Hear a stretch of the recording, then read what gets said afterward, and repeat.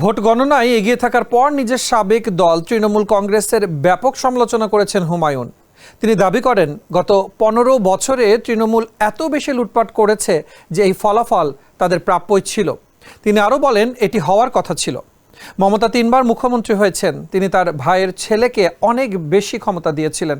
তারা সাধারণ মানুষের সঙ্গে প্রতারণা ও তাদের অর্থ লুট করেছে।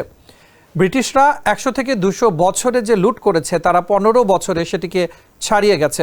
এ সময় হুমায়ুন পশ্চিমবঙ্গের মানুষকে শুভেচ্ছা জানান, যারা তৃণমূলকে উচিত জবাব দিয়েছে।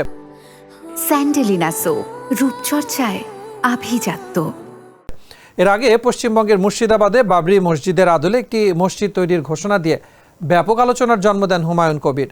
ওই ঘোষণার পরই তাকে তৃণমূল কংগ্রেস থেকে গত বছরই বহিষ্কার করেন মমতা ব্যানার্জি।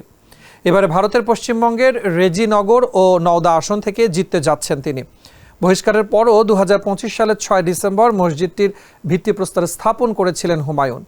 এরপর নিজ আমজনতা উন্নয়ন পার্টি নামে নতুন একটি দল গঠন করেন তিনি।